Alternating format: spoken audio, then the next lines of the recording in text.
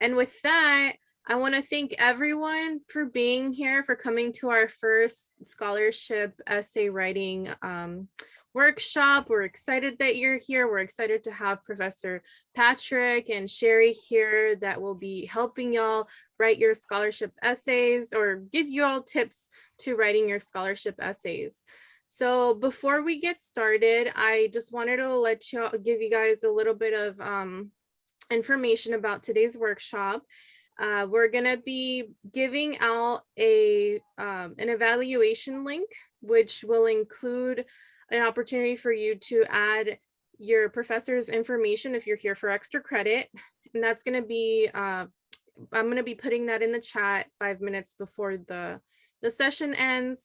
If you do need to leave a little early, feel free to chat me and I'll send you the link so you can complete it. This evaluation form is it's great because it gives us the opportunity to give the presenters an evaluation to potentially change up the session for next time. And again, for y'all to give us your information so that we can give the professors your name, so you get your extra credit points. And we also encourage y'all to follow us on Instagram if you haven't already done so. I'm going to put the information here in the chat, DVC at DVCFYE, and also the YouTube channel. We will be recording this session and posting it onto our YouTube channel. So if for some reason your internet cuts off, feel free to go to our YouTube channel and you'll be able to see the session there. And that's it from me. So without further ado, I'm going to go ahead and give the mic to Professor Patrick Leong and Sherry. Okay, well, I want to welcome you to the College Success Workshop. This is the first one we are kicking off for the spring semester, and we're starting with the Scholarship Writing Workshop. And the reason that we are working with the Scholarship Writing Workshop first is due to the fact that the scholarship application is, the deadline is coming up. The application has been open for a while. It was open in the fall semester. So some of you may have gone in and started working on it. But sometimes students kind of leave the writing towards the end. Maybe things are a little bit fresher for you, or you also, are starting a new semester and now you're ready to get going. But I want to say, first of all, congratulations for joining us today, because this is the first step in learning how to finance your education. We know that maybe at DVC, it might not be as expensive as when you transfer to the university. So it's a good time now to practice on, how to increase your selectivity, and most importantly, how to finance your education. Some of you finance probably through financial aid. Some people may not be eligible for very much financial aid. And then sometimes when you transfer to the university, because you want to go to that dream university, you may have to take out loans, which, is one way of helping you finance. But also know that there are a lot of donors. There are a lot of people that like and want to see you succeed. And so they are willing to help students. And again, remember, these donors probably don't even know who you are, but they will learn who you are through your application, and most importantly, through the essay, okay? So that's really what we're going to work with today. And we're going to do be introduced to some brainstorming activities, and then we're going to work with those a little bit more. So before I get into my workshop here, I need to introduce you to our scholarship program coordinator. I also want to let you know that I am the chair of the Dvc Scholarship Committee, which is a faculty committee that reviews the scholarships or reviews the opportunities to help the donors in the selection of who they would like to award their monies to. But we have someone who coordinates all of our scholarship applications, and she can help you definitely with our internal awards here at DVC, but also she has a very good relationship with external donors, and those are people that are outside of our DVC process that she can lead you to, and she's a good source. And what's exciting about external awards is that generally they are worth a little bit more than what we can offer. because as Sherry will tell you that our scholarships, range usually 500, 1,000, maybe a couple of thousand, but some external awards have higher award amounts. So please meet Sherry Keller. So she'll tell you all about her, where she is, how she can help you, and so forth. So Sherry, welcome to our scholarship writing workshop today. Okay, thank you, Patrick. Hello, everyone. Welcome back. As Patrick mentioned, my name is Sherry Keller, and I am the scholarship coordinator here at DVC. And so if you do have questions regarding the application, just wanted to make sure that you have my contact information so that you can contact me. You can reach me in one of two ways. You can contact me at scholarships@dvc.edu. So that's scholarships with an S on the end. So scholarships@dvc.edu. Or you can call me at 925-969-2094. Again, that's 925-969-2094. You can leave a message and I will return your call. If I am not available immediately to answer your question, I will call you back. So feel free to reach me in one of those two ways. But I did want to just mention a couple things about the DVC scholarship application. As Patrick mentioned, many of you have already started the application, which is great. Some of you may not have started the application, which is fine. You still have plenty of time. But I did want to mention that the deadline to submit your online DVC scholarship application is actually Thursday, February 17th. Your application also will need 2 recommendations. So you will need to ask 2 people to do a recommendation for you. Once you have asked them and they have agreed to do a recommendation for you, then you're going to put their name and their email address in your application under the references section. And then when you click the save and keep editing button at the bottom, that will trigger an email, and that email will be sent to them with instructions for completing the recommendation. I also want to mention that at least one of those recommendations must be from a faculty member. So that means from a DVC instructor or from a DVC academic counselor. So again, at least one of your recommendations must be from a DVC academic instructor or a DVC academic counselor. The second one can be from somebody else who knows you, hopefully professionally or academically, but under no circumstances can it be a family member or a friend. So please be sure to ask 2 people to do a recommendation for you. Now, your deadline to submit the application is Thursday, February 17th, as I mentioned, but your recommenders actually have a little bit more time. They have until Friday, February 25th to submit your recommendation.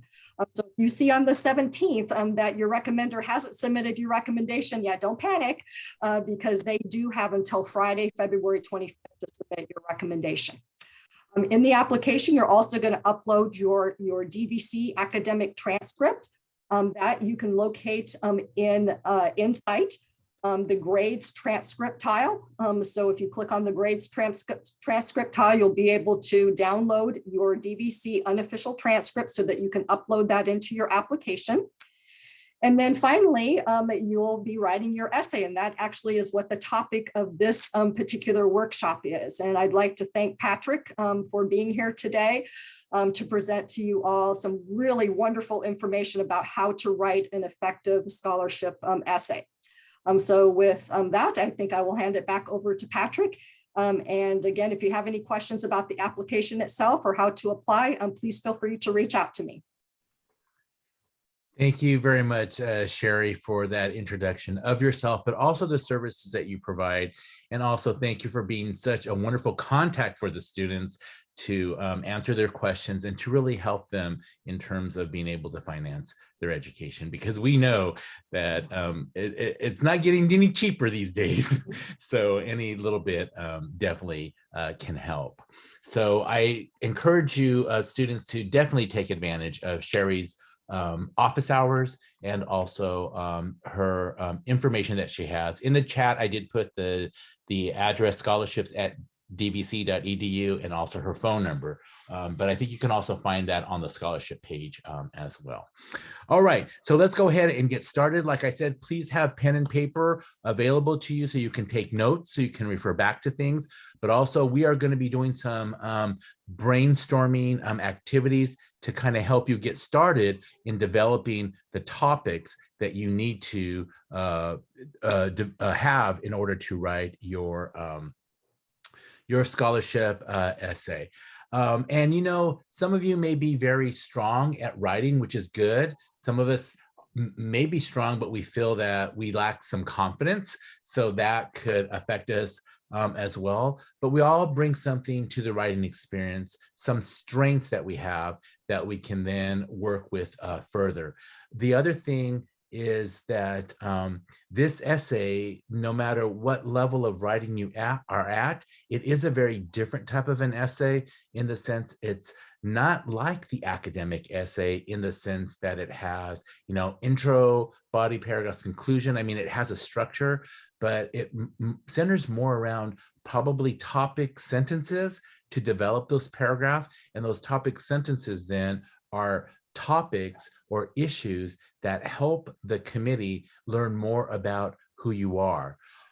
I also want to tell you that in our workshop, we'll be sharing things about our lives and experiences of who we are, but you know, you want to choose and write about what you feel comfortable with, because even though there's confidentiality within the scholarship committee, you're still sharing stuff with some complete strangers who don't know anything about you. But the information that you give us enables us to learn more about you, to find a match for you. Because, you know, Sherry will tell you that one DVC scholarship application makes you eligible for over 80 opportunities, perhaps. And it is for continuing students, for transferring students, you know, for part-time students, for full-time students, for students with particular majors and interests, for students transferring to a particular university, such as a UC or a CSU. So there's a lot of opportunities that have a specific criteria that they're looking for that you may fit into. Even if you're in a vocational program, on a certificate program, maybe your goal is to earn the AA or the AS degree. There's scholarships available for you that can help you. So once again, I am Patrick Leong. I'm a professor of English here at DVC. I coordinated our wonderful Puente project here from 1996 to 2020. I am also the chair of the DVC Scholarship Committee. And with my work with the Puente project, I also am a statewide trainer because the Puente project has now expanded into Texas and into Washington. We're starting our 10-year anniversary into Washington. And just the Puente Project is a one-year pre-transfer writing program with counseling and mentoring support that focuses on Latino issues, their concerns, and their experiences. So you might find that that program is valuable to you as well. Okay. So let's begin with a brainstorming activity. So if you have a piece of paper out, what I would like you to do is to plot out and think about significant experiences in your life. And we don't want to go a timeline over, like, you know, for 18 years old, we don't want to cover 18 years of our lives. There may be significant experiences in our life that did happen, that did shape our identity and form who we are. So you may want to include those, but we really like to keep it a little bit shorter. You know, recency is very important for scholarship committees, whether it be DVC or a external one. We want to know a little bit more currently what you have been doing and how all of that stuff has shaped, you know, who you are. Because what we're really looking for in this essay is reflection and growth. We want you to take the experiences in your life and reflect upon them and tell us, you know, what did that experience teach you? What did you learn about yourself? How did that experience shape who you are? In essence, we really want to talk about what is the significance of that experience in your life. And it is that growth, it is that reflection that scholarship committee members like to learn about, because that tells us something about who you are. The other thing that I would say is that you do have to be comfortable with things that you want to share, okay? Because the committee doesn't know anything about you. So you have to like kind of use the essay as a way of marketing who you are. You want to think of this essay as, if you're standing in front of a committee who knows nothing about you, what is it that you're going to tell them that would make you a good candidate for a scholarship, but also a good match for a particular opportunity? So when I say recency within the last 5 years, that's what we like to do. But I understand that there could be parents who maybe, had a child 10 years ago, and maybe that was significant. Or maybe, you're a family and your family started when you got married, and marriage was, a big thing for you. Conversely, perhaps a relationship ended and there was a divorce that impacted you, but it happened a long time ago. Okay, so those are things that you can work with as well, but there's other brainstorming activities that we can use to do this.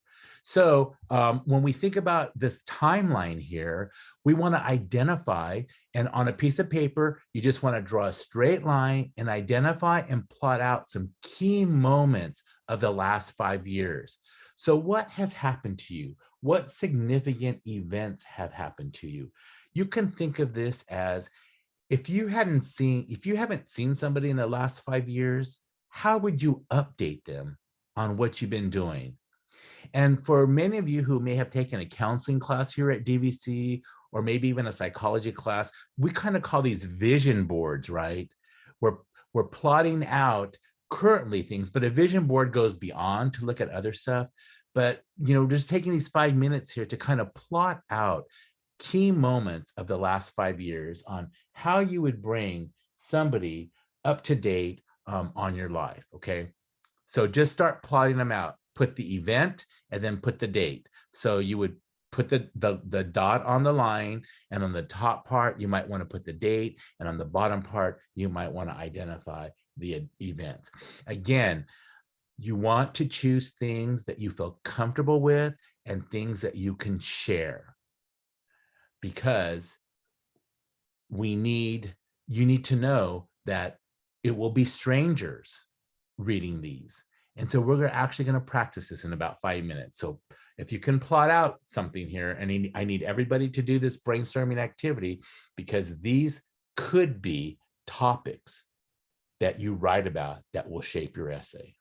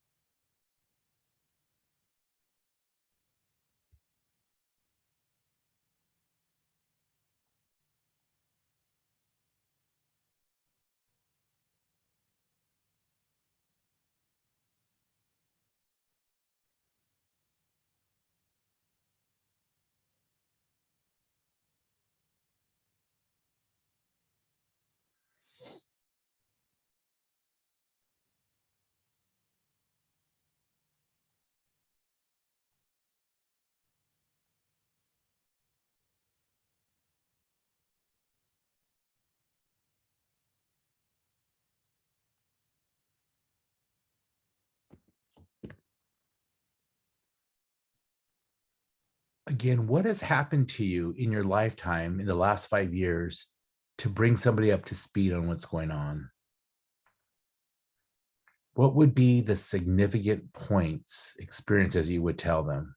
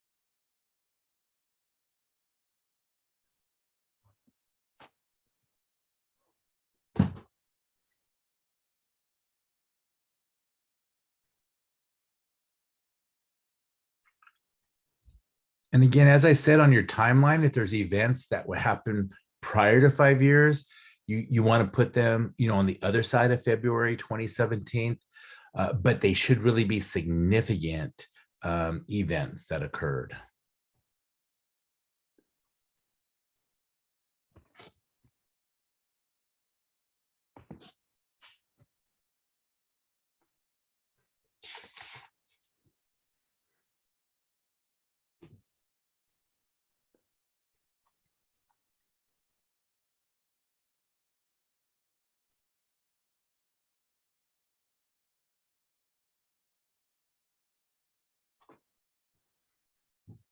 Okay, take about another minute to kind of wrap this up. I know it's not much time, but hopefully you will be able to plot out a couple of events that have been significant to you. And what we're going to do with this activity here is that we're going to go into breakout rooms. You'll be in a room with somebody who you don't know, with a partner. And what's wonderful about this is that you want to think of that person that you're in the breakout room with as kind of like a scholarship committee member. So what we're going to do when we go in the breakouts is that we're not going to go over the entire timeline, because we're going to do about 3 minutes for each person. But what you might want to do is that you might want to talk about the one significant event that happened within the last 5 years in that time period. And then you would tell the person that's in your breakout room that maybe an event that I would address and that I would talk to would be the time when, and then identify the event. And then after you identify the event, talk then about the significance. Why did you choose that event? Why was that event significant to you? And once again, how did that event identify who you are? How did it shape perhaps a value, a belief, identity? What did you learn about yourself? Because I said at the beginning, this is about reflection, reflecting on your experiences and how you have grown through them. In essence, it goes back to what the wonderful Harlem Renaissance writer James Baldwin has said when he talks about writing autobiographically. He says it's the past that makes the present coherent. You have to know where you've been in order to know where you're going. And that's what we're doing. We're looking at where we've been so we can identify where we're going based on the reflection and the growth that we experience. So you want to think of that person, that partner that you have in that breakout room as a scholarship committee member. Take the time to introduce yourself to the scholarship committee member through this experience that you have chosen to talk about. If you can't choose one, because you don't have to really have one topic to talk about right now, you might want to say, I might want to talk about this topic or this event that happened in my life because, and this is what's significant about it, or I may talk about this one because it was why it was significant to you. And when the other person is talking, you're just listening, like you're the committee member, and see what you can learn about the person. And while the person is speaking, that person needs to understand, what is it that I can tell this person so that they know a little bit more about me, because that person is kind of acting like your scholarship committee member. So we're going to go into breakout rooms for about 6 minutes, and there'll just be 2 people in each breakout rooms. So I think that Zaire is going to put us into breakout rooms, and there'll be 2 people in a room. Please accept, and please just one person start going in and discussing.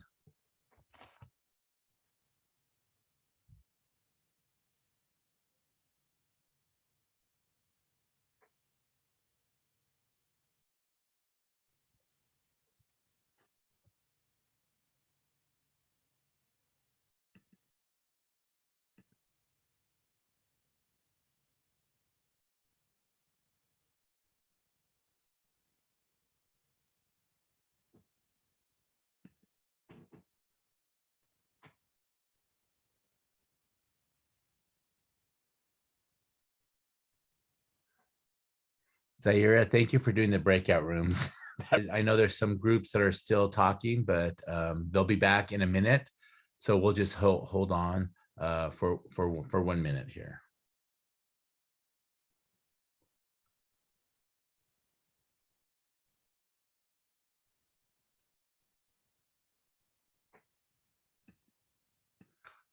Are we all back? I can't tell. Yeah, it looks like Yeah, we're all okay, back. great. All right. All right, well, we're going to continue. And again, I wanted to do this activity for you guys because I want you guys to start to feel a little bit more comfortable in that, you know, you need to share this information about yourself, but you're also sharing it to strangers on the scholarship committee. And even though you're sharing it to strangers, sometimes they have a tendency not to be as forthcoming with our information. And by sharing this with somebody in a group that we don't even know, you know, in the breakout room, hopefully that helps us to build our confidence in feeling comfortable in sharing things about ourselves. Because again, as I said, it's about that reflection and growth, and that's what the committee wants to see. So introducing yourself to a stranger, bringing somebody up to speed is something that we can all work on, so then we can help our committee members see how we should be a good candidate. These activities are activities that you'll be able to use also when you're ready to transfer through your PIQs or through your Common App, if that's the way you go.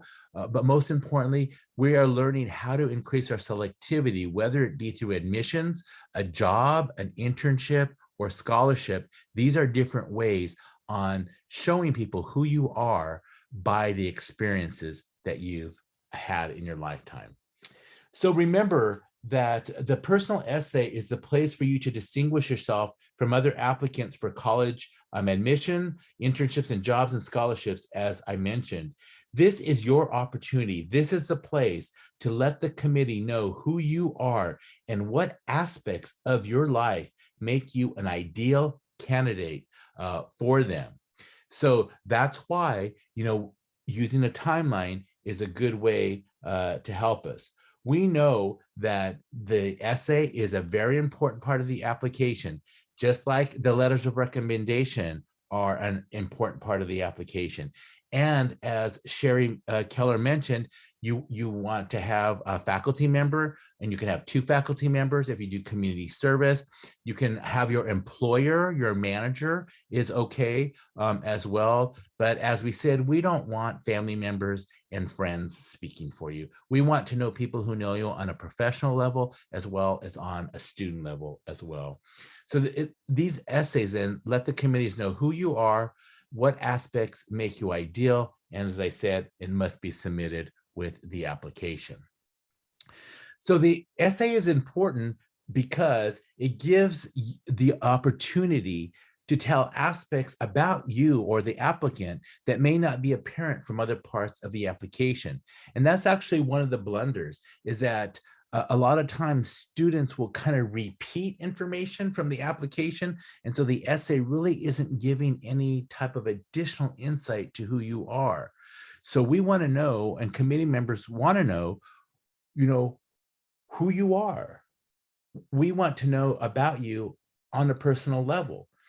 And that's important because when the committee members make decisions, there's a lot of people that are very equal. And so there'll be a lot of people that apply for scholarships that have a 4.0. How do we distinguish? There'll be a lot of students who have a 4.0 and have financial need. There'll be some students that maybe don't have a 4.0, but have high financial need. So it's these personal attributes that the applications don't get at that allows the committee to then match you with a good scholarship or a donor, or what makes you the ideal candidate. Because even though that student may have a low GPA and have high financial need, maybe there's family situations that are going on. Maybe there are, you know, perhaps immigration status, issues that are going on. And the committee's not going to know that from the application. We're going to know this definitely from the essay. So now we're going to do another short brainstorming activity. And this is called 4 squares. And the reason that it is called 4 squares is because this gives you the opportunity to look at various topics, to be able to write about them, again, to reflect upon them, and to tell us what you learned about yourself. So you would just take your paper and you fold it in half and then fold it over again to come up with these 4 squares, or you can just basically draw 4 squares.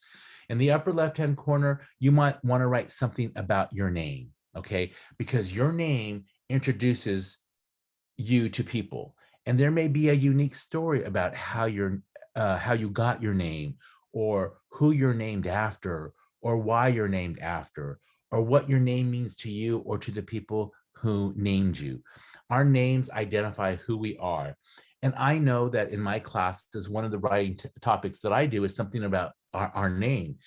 And I know students who then have gone on to interviews, like some scholarships, external ones, not the internal ones, but the external ones require interviews.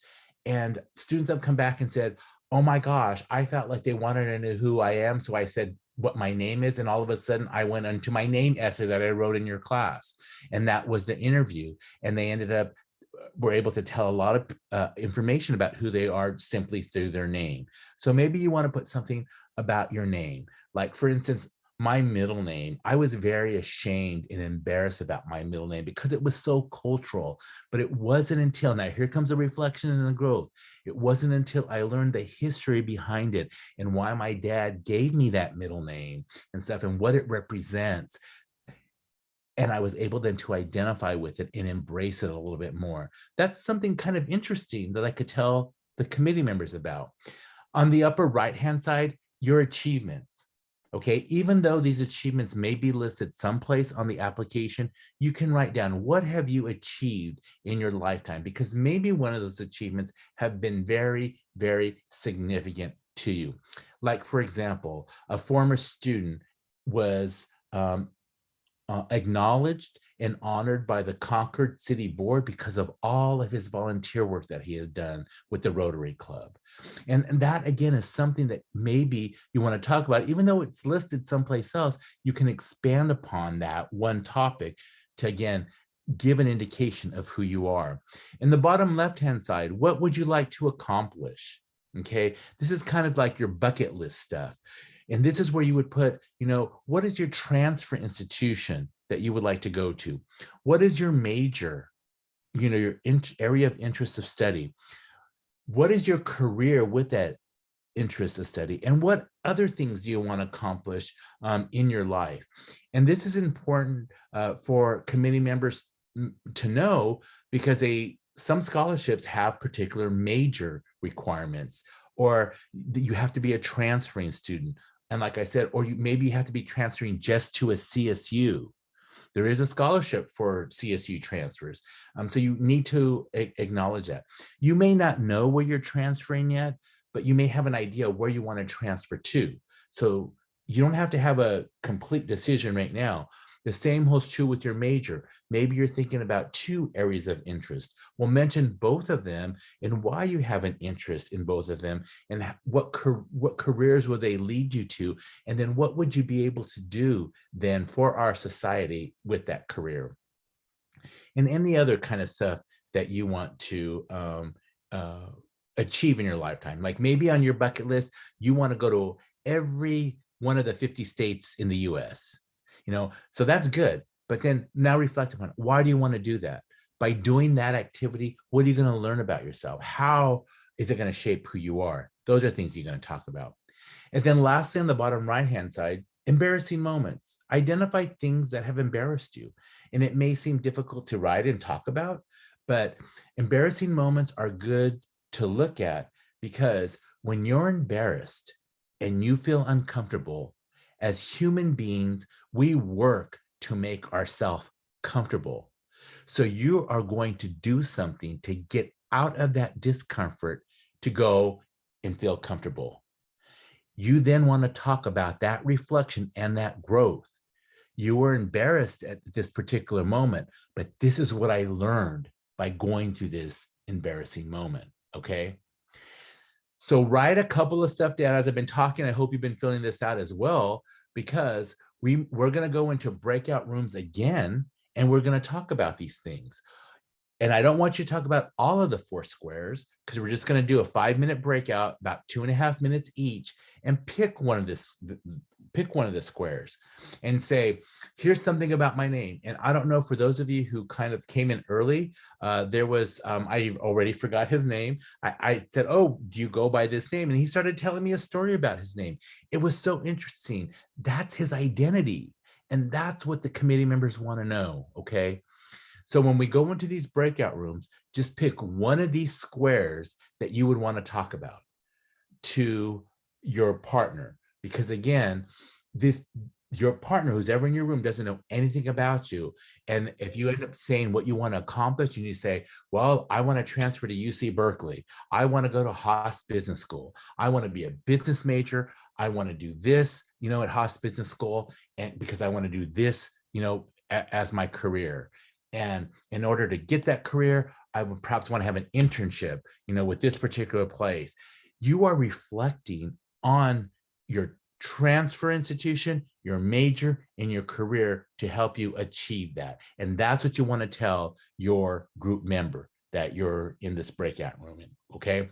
So we're going to go into breakout room again for just 5 minutes, and then somebody just talk about one square, and then let the other person talk about their square. And if you have more time, then you can go into other squares. And again, whatever you end up picking to talk about is your gut check. This is the thing that says, maybe this is the topic that I would like to write about in my essay. All right.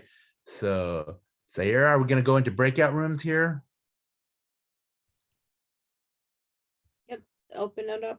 All right. Accept your I hope you just had the opportunity to take some time to share something about yourself, to feel a little bit more comfortable, and also perhaps something that you may want to develop in the future as well.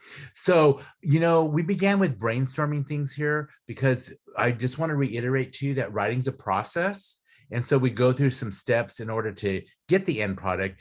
We don't necessarily go right into the writing right away. We need to think about what we're going to write about, and then we begin to shape it through the structure. So that's where we're going to be heading towards now, because we basically have finished our, brainstorming part here of the presentation and also of the writing process here. So I hope you had good discussions and you're able to talk enthusiastically about events and things in your life that shaped who you are. Okay, so now we're going to get a little bit more into structure. So basically, you can see the essay can be about a lot of different things. You want to choose what is significant to you and what highlights your strength. So if you have a rare talent or creativity, that's something that you may want to write about. Maybe through your major and your transfer institution, you want to also talk about your intellectual curiosity for a particular field or an interest. You also perhaps may want to talk about exceptional recognition through achievements, maybe, an internship. You can talk also about your ability to overcome hardships. That would be more about barriers and challenges that you've had to overcome in your life. Maybe you'll have a paragraph that talks about your initiative and your motivation, your leadership and persistence. Those are good topics to write about. In addition to community service, a lot of our scholarships want to see that you are giving service to others. And even though you may not have had time to particularly volunteer with an organization, maybe you have to give service to your family. Maybe your family are second language speakers and it's your responsibility to translate for them. So you have to go to doctor's appointments. Maybe you have to go to schools for your siblings. Maybe you're the ones that are having to help your siblings with your homework. So you want to talk about that. So community service doesn't necessarily have to be with some type of organization. It could be also what you give to keep your family going as well. Maybe even service that you give to perhaps your church, or if you have children to their schools, but it's not only talking about what you did, but what you learned about yourself by doing that that work. And if you have any type of special spark, that's also a good characteristic to incorporate into the essay. We don't have enough time to go over this writing activity. To do this, I wanted to spend perhaps another 10 minutes to brainstorm. But what you could do on your own is you can brainstorm or free write for about 10 minutes. Again, the idea is to just continuously write for the entire time without stopping. Maybe if you do this at home, you can do it for like 20 minutes. I wouldn't go over 30 minutes, because one way of brainstorming is just to write out a paragraph and free write. What happens is that sometimes students get on a roll. They say, oh, I got a lot to say, I'm writing. And then next thing you know, they're trying to turn it into an essay, which in this type of activity, you want to write something out, stop, and then go back and reflect on it and say, okay, what am I writing about? Identify the topic. What is significant about this? Well, you started to develop, particular things about that. So you're able to identify what this is. At this particular point, because it is a brainstorming type of journal writing activity, you're not concerned about grammar and mechanics. But what you are doing is that you're recognizing, once again, that writing is a process. We think before we start writing. And then once we think, then we start to organize and shape, and then the writing happens. The writing is always usually the last thing that happens. So you can use this type of a prompt to get at reflection and growth. I used to be, but now I'm, and you would just fill the blanks in. I used to be a psychology major, but now I'm an English major. So you would first talk about, well, why were you a psychology major, Bob? And then what was the change? How did you now become an English major? I used to have a 1.9 GPA, but now I have a 4.0 GPA. Again, wonderful opportunity. Why did you have a 1.9 GPA? And then how did you get to have a 4.0 GPA? And what did you learn about yourself? So you can just fill these blanks in with some sort of prompt on your experiences, around major. Perhaps you say, I used to want to get an AA or an AS degree, but now I want to earn a bachelor's, a master's, and a PhD. Well, how did that growth come about? That's something that you want to definitely write about. I used to procrastinate about my work, but now I turn all of my work in early. Okay, why did you procrastinate? Why weren't you doing that work? What changed? What reflection can you show that shows the growth, and why that's significant for you, that you now do everything on time and you're not late? Okay, so once again, this is another brainstorming activity that will help you to develop topics and maybe begin to shape your essay. So again, writing is a process. So some characteristics of the essay is that you have different approaches to brainstorming. And that is using that prompt that I just talked about. I used to be, but now I'm. Also through the timeline and through the squares, you can take certain episodes in your life and explain how these episodes make you the right person for the candidate. Again, with the timeline, think of how you would bring a friend you haven't seen for a few years. How would you bring them up to date on your life? Oh, and you would say, oh, the last time you saw me, I didn't have any kids, and now I have a kid, and having a kid, this is what I've learned about myself. Wonderful topic paragraph to include into your essay. Through the 4 squares, you were able to identify some current goals and some aspirations, your majors, your transfer institution, your career goal, some bucket list things that you want to do. Because especially with the timeline and somewhat with the 4 squares, you can begin to evaluate how you have grown in the last 4 years. And that reflection is something that the committee members really would like to see. If you want to major in something particular, you want to maybe talk about what has inspired you to major in that or in that career. What has fired your imagination? So we dramatize that and we highlight that. So perhaps you had some sort of internship at Pixar And dang, you know what? That is what inspired you. Now you want to go to school. You want to get these degrees. You want to do graphic design. Maybe you want to do animation. How and why did that fire your imagination on that internship that you did? I know for me that I started doing community service when I was in high school and even before that. And so when I felt that reward of helping people, that inspired me to continue to want to give back to my community. So that might be something that I would write about. And also you can write about exciting adventures that you had. You can summarize those adventures and what you learned and how you grew by going through those adventures. So again, writing's a process. Begin by brainstorming. So in the essay, throughout the paragraphs that you write, and remember, for this essay, you only have 500 words, okay? And you want to stick within that time because, or that limit, because you want to follow directions. You want to adhere to what the scholarship application is asking you to do, no matter what scholarship it is. And if you go over the amount of words, then it looks like, oh, you can't follow directions that well. So make sure you stay within the limits of what you have to do. But throughout that limited essay, you need to somehow convey the development of your character through whatever subtopics you choose to write about. The committees need to know who you are. What are your passions? Maybe you can talk about things that you've mastered in your life. What skills have you mastered?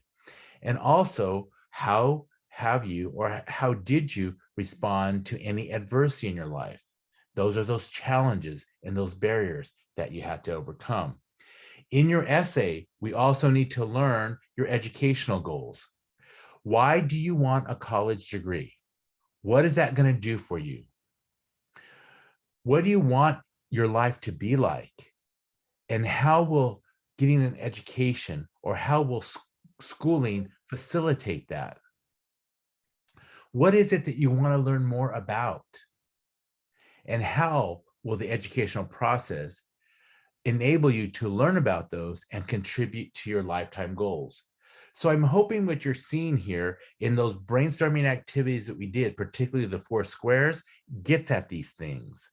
And also the prompt, if I used to be, but now I am, gets at some of these goals as well. That's why they're good precursors to writing the essay. Another thing, a major characteristic, as I mentioned earlier, is this whole idea around community and community service. And again, that community service that you give could even be to the development of your family and keep it functioning and going and doing what you need to do because of your birth order or your role within the family. So in the essay, somewhere you need to convey what your sense of your responsibility is in our world. Remember, donors have given money to students. That's how they're helping our world, by investing in someone who's going to do something different, the same, or continuing to help our world, to help humanity. They want to see that because that's where they want to invest their money in you. So what have you done to make a contribution to this world? And that's the question that I would really use to develop my topic around community service. What contribution have I made to the world? And you can see then how it could be through an organization or it could be through family. And if you're giving to your family that you have to translate, then that gets to a value. So what are your values? Your value is about family, keeping the family strong. We're an immigrant family. We're second language speaker family. Or our values, my parents have struggled very hard so that you can get an education because they want you to be educated to have a better life, and you're going to be able to do that by getting the degree, but also by how you contributed to the world. So in essence, what is your sense of responsibility to your community, to your school, to your family, to your city, and really overall, what is your sense of responsibility to humanity? What do you feel you need to do to make this world a better place? Even though some people might not agree with that what you want to do is going to make the world a better place, because it could be a clash of values, but it's still your value and it's still what you want to do, and you see how that's going to help continue to move our world along. And we need to know that. The committee members definitely need to see that.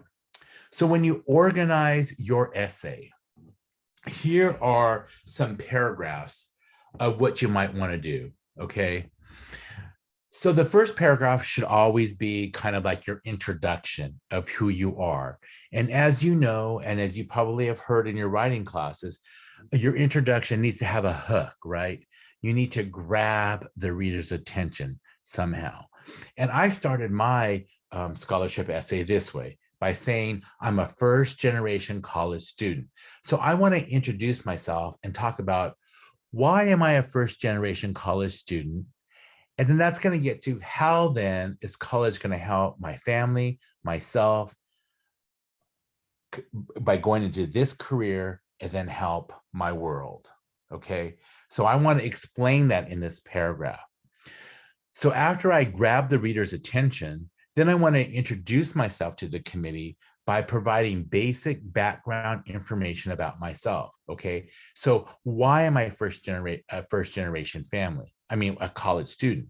Well, my parents met working in the fields and strive for the children to have a better life than physical labor. My mom, an immigrant from Mexico, my dad, an immigrant from China, didn't have the opportunity to go to college, and they wanted that for their children. See how I'm talking about how am I'm developing how am I a first generation college student by talking about the background of my parents and what they wanted, and by them wanting that, I wanted it because I want to do this with my life.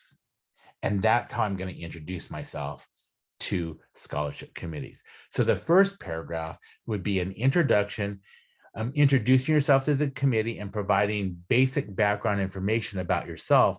But I would, again, do it through this topic sentence. So my topic sentence is, I'm a first generation college student. So why and how am I a first generation college student? And I hope that you're understanding and seeing that I'm talking about how and why. I'm not talking about what, because what is descriptive, how and why is interpretive.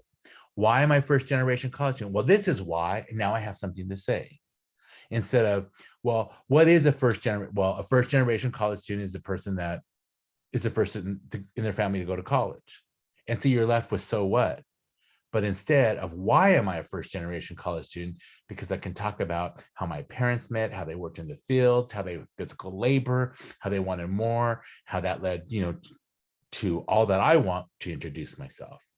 So introduction, and these paragraphs, because you only have 500 words, are only going to be, 5 to 7 sentences long. And we know academic paragraphs are much longer than that, but because we have a word count limit, page limit, we have to pack in all this information.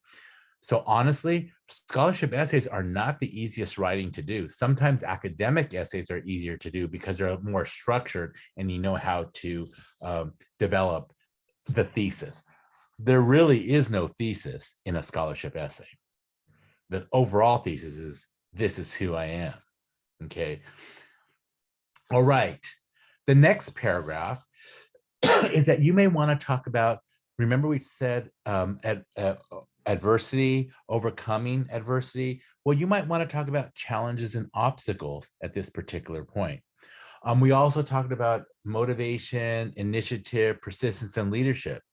So if you don't have challenges and obstacles that you've had to overcome, maybe in this paragraph, you could talk about any type of meaningful volunteer leadership, internship, or work experiences that you've had. So in this paragraph, what you would want to do is to share examples of the obstacles you've overcome or the challenges that you are facing. Again, why do you have this challenge and how are you going to overcome it? Those how and why questions. You again want to provide specific information. So even though I had several challenges that I had to overcome, I said, you know what, I don't want to talk about that. I want to talk about my internships, my leadership and my work experience and my meaningful volunteer experience. So I'm going to talk about work that I did by volunteering with the school district. So I would say, in addition to being enrolled as a full-time student, I also volunteered 10 hours a month and have an internship with Sanger Unified School District. And in actuality, as I ended up developing that to talk about this volunteer work and this leadership, I realized that it was actually an obstacle because I was trying to juggle all this stuff, carrying these, I only could carry 12 units at a time, to be honest with you, because my English classes were 4 units each. And I'll never forget one semester I had to read 10 Shakespeare plays. In one class, we had 10 novels. In another class, we had 12 novels. So basically, I was reading 32 novels in one semester. Highly impossible to do. But I used what I learned about reading groups and jigsaw reading method and came up with a plan on how I was going to get all of that information covered. But then I would then talk about, what did I learn about this experience? And that's one thing that I learned from the experience, was how to juggle being a full-time student and doing this work. But also what I learned by volunteering. I volunteered with Big Brothers Big Sisters. And what I learned about, that really opened my eyes to foster youth and just so much about our children. And that got me reading a boy called It. And I just really got involved with, all of the children who are underprivileged in our society. While I was had an internship because I wanted to go into teaching, I knew that I just didn't know what level. So this is what I would write about, what I learned from the experience and how the experience has affected or changed my life.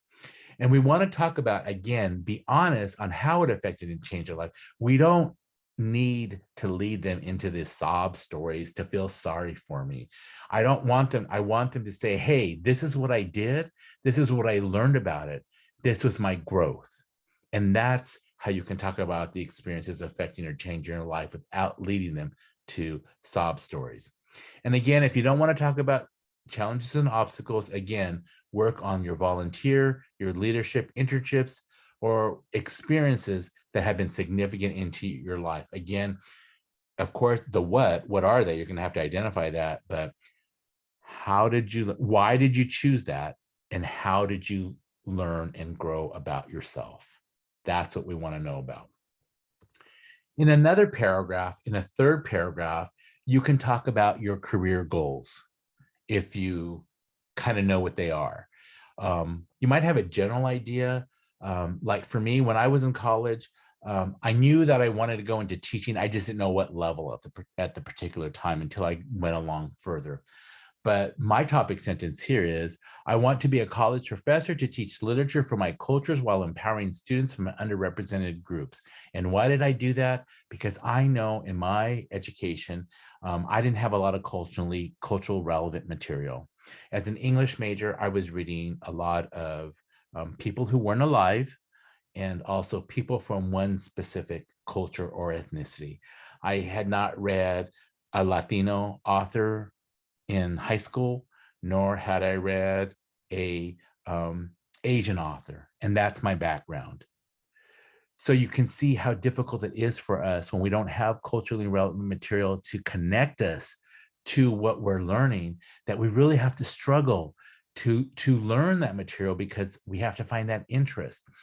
And in reading all of those dead people, I said, I need to teach the literature of my identity, of my voice, of what I see. And if I'm having this problem, there's got to be plenty of other students from underrepresented groups who are having the same exact problem. So any of you who take my classes will know that I have a multicultural perspective and an ethnic studies pedagogy to my classes. And people say, oh, I didn't know this person wrote. I didn't know. I've never read this. Oh, I don't know about this, because we're so used to the traditional methodology and also of the traditional curriculum. So my career goal was to empower those students of color, people of color, to become for education to become more welcoming to us. So then I want to include detailed information about why I wanted to do that, which I just explained to you. I know that was a little bit long-winded, but I would cut it down. And again, you may not know what your career is. You may be saying, oh, I want to do this, but I also want to do this. So let them know what it is you want to do. It's okay. And the reasons why you're undecided. And also talk about why you like each one. Because eventually we know that you will have to decide. But right now for scholarships, it doesn't have to be exact for us. Okay. The other thing is that, again, if you did any volunteer work, leadership, internships, or work experience that helped you discover your interest in the career, then you might want to talk about that because that's a significant experience. So my internship that I did in the educational field, that's what fueled my fire to go into teaching. And then as I took my classes and I was dealing with, and they were mostly students of color in a low income school in my community, that I said, okay, this is what I need to do. So that was significant to me. And actually just sitting in class opened my eyes to my career as well. If you don't know what career you want, you can skip your career goals and go straight into educational goals, okay? And educational goals is, any scholarship committee needs to know more what your educational goals, what they are over your career goals. So, what is it that you want to earn? So here's another good topic sentence. I want to earn a bachelor's degree in English and then obtain a master's degree in English composition. And again, I would develop that with details on, why do I want to do this? And what is it that I want to do? Well, obviously I want to be a teacher with that, but that doesn't tell me that in the topic sentence, because a lot of people who go into law will go into English because of the critical thinking. Or you may be, or getting a degree or be into a major that doesn't necessarily lead into a clear career that the committee can see. So what if you earn a bachelor's degree in fine arts? There's another one, okay? That can go into various fields. Or I know some students who want to do graphic design and animation, they'll get the computer science degree, right? They'll get the AS and then they get and graphic design. So that you introduce that, and then you give detailed information about what you want to do with it and why you want to do it. In your educational goals, in order to achieve that goal, you have to get it from a university or a school. So what are you considering as far as your transfer institution? And more importantly, why do you want to go to that transfer institution? I read a wonderful essay that included a student who wanted to go to UC Riverside, and they had done their research and they wanted to go to UC Riverside because they were Latino. It's a Hispanic serving institution. And then they wanted to go into become a physician and go into medicine. And they found out that at UC Riverside that they hold certain amount of slots for students who graduate from UCR that want to go into medical school. They also found out that their education will be covered if they go into the Riverside community. So they found out all this information and opportunities that they wouldn't get at other universities in going into their medical schools. And that's why they want to transfer to that institution. That's good information for committee members to know. And again, did you do any type of leadership or volunteer experience, work experience that's helped you discover that interest in your major? And for people going into medicine, they volunteered like at a clinic, or they did the UC Davis medical prep program, or they did some volunteer work at Kaiser. So you might want to begin with that as a way of getting into, because you did that, now you have these educational goals, and then this is where you want to transfer to, okay? So if you don't want to talk about career goals because you don't really know them yet, you might want to just go to these educational goals. But if you do know the career goals, you might want to keep them separate, or it's convenient for some people to combine them together because they can talk about their educational goals, and then that's going to lead them to these career goals. But some people find that they have enough information to keep it separate, which they're able to develop that much more. It's really up to you and where your word count is and how many more topics you may need, or if you need to expand further on some other area or some other topic that is that you are addressing as well. Okay, so when you finally are concluding the essay, and I know I just put 5 paragraphs here, which is the basic 5-paragraph essay, but I didn't do it in the sense of the 5-paragraph essay where you have, the introduction, thesis, point 1, 2, and 3, and finally conclusion. We have different points in each paragraph that is really unified together through a what do I want to say, with not with a direct thesis, with an implied, there's the word, with an implied thesis statement. And that's how these scholarship essays operate. But there are some similarities in the conclusion, in, summarizing the points, and like the introduction, introducing yourself as well. But I say 5 paragraphs because that's about how much, you have for 500 words. So 5 paragraph, 500 words, you're looking at about 100 words per paragraph. Again, 5 to 7 sentences, at best. I don't know if you can get to 10, but maybe you can. But in the conclusion, you see you want to summarize the main points of the essay. So again, a good conclusion that we teach students is to summarize the main points and emphasize the major point. So you might want to say, I want to do this, this, and this, and this, and it came about because of this internship. So summarize the main points of the essay, but really emphasize what you feel is the one major point that identifies and describes who you are. And then to finish developing the conclusion, you want to think about why you are the best candidate for this scholarship and include that in there. You don't want to be so formal as to say, I am the best candidate for this scholarship because, and that sounds a little bit conceited, but you might want to tone it down a little bit. And, my characteristics or my leadership abilities, my drive, my desire, my persistence makes me a good candidate. So think about the topics and how those topics make you the ideal candidate for a particular scholarship. And again, in the conclusion, you probably want to remind them why it's important to you to go to college. Remember, we said earlier on that slide, the essay overall needs to show development of character, educational goals, and sense of community. So again, here, remind them why it's important for you to go to college. You don't necessarily have to repeat the universities you want to transfer to, the major, and so forth, but just why it's important for you to go to college. And follow that up with why you feel it's important for you to get a degree. Because there's some people that we know in life that say, oh, you don't need college, you can be successful without a college degree. Yeah, it's true. But why is it important for you to get that degree? And I know for me, it was important because my parents were immigrants.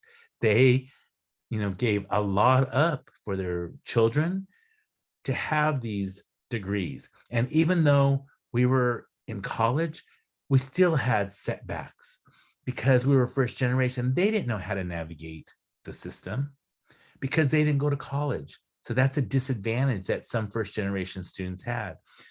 More importantly, you know what I learned about that?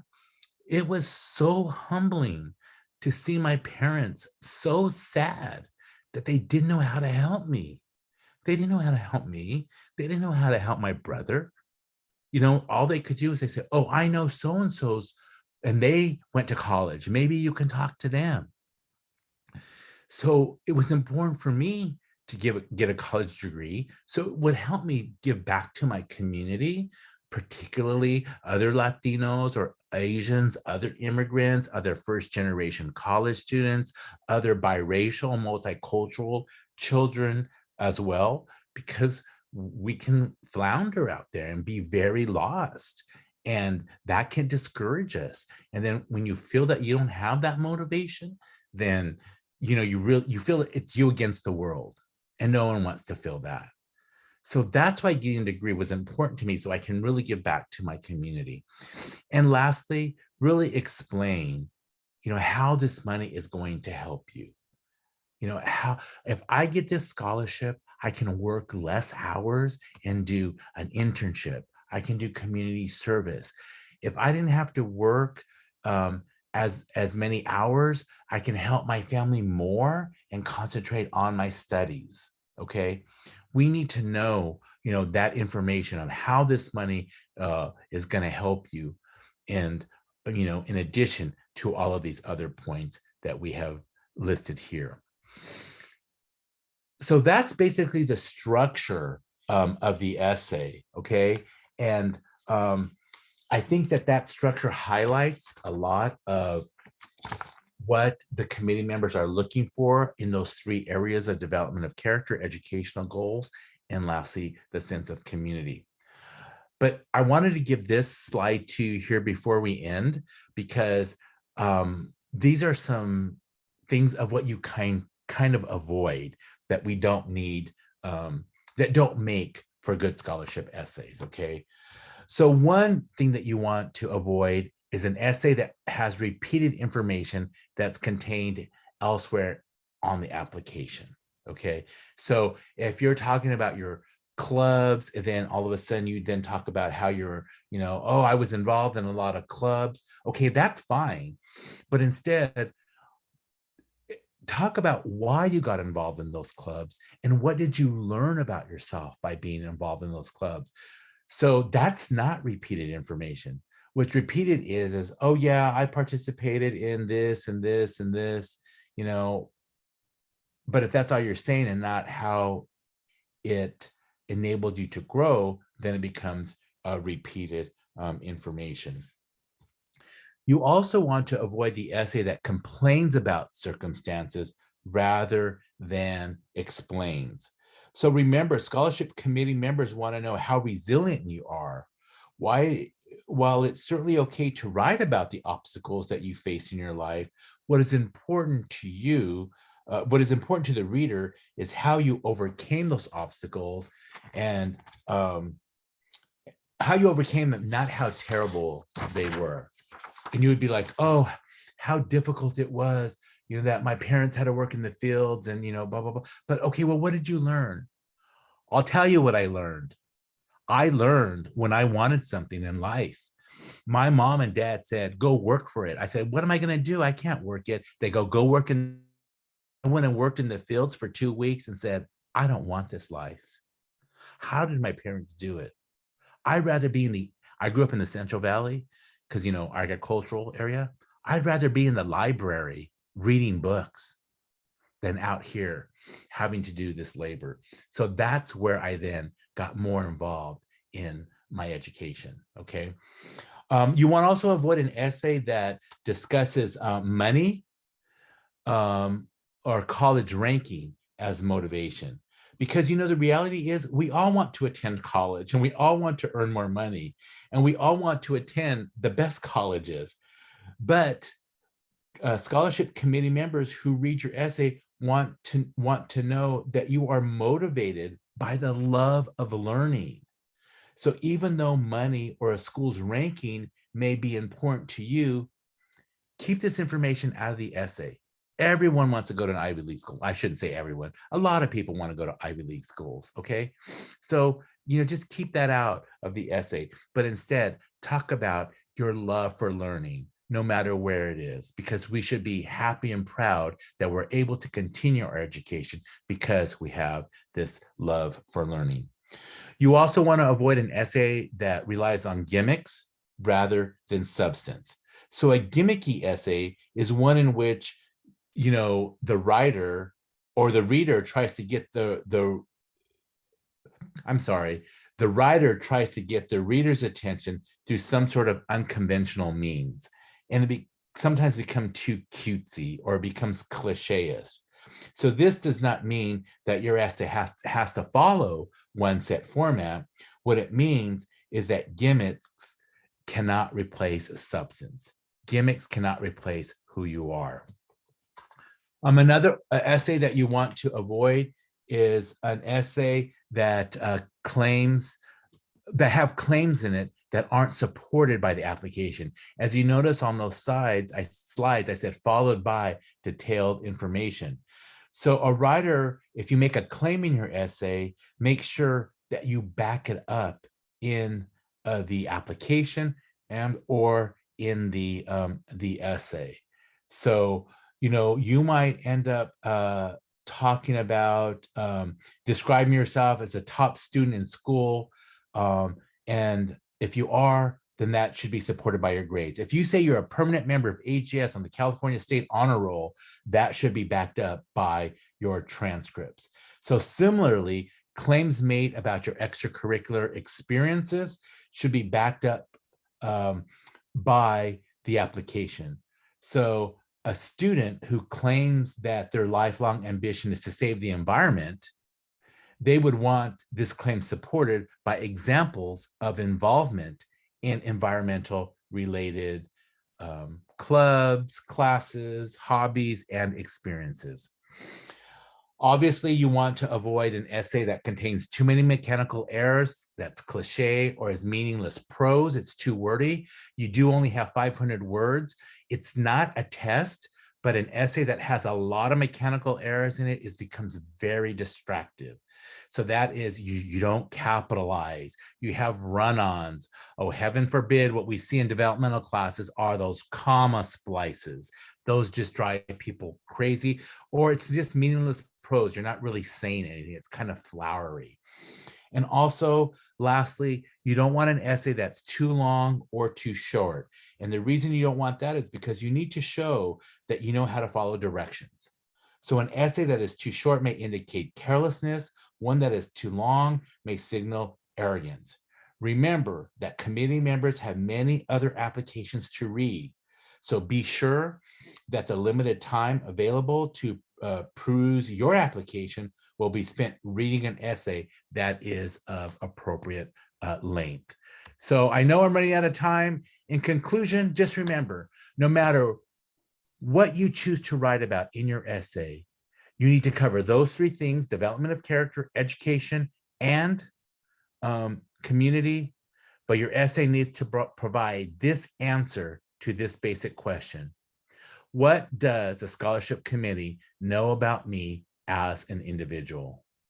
And if we can't answer that, then we're stuck and you're not probably the best candidate. All right, I'm sorry I went over, but thank you.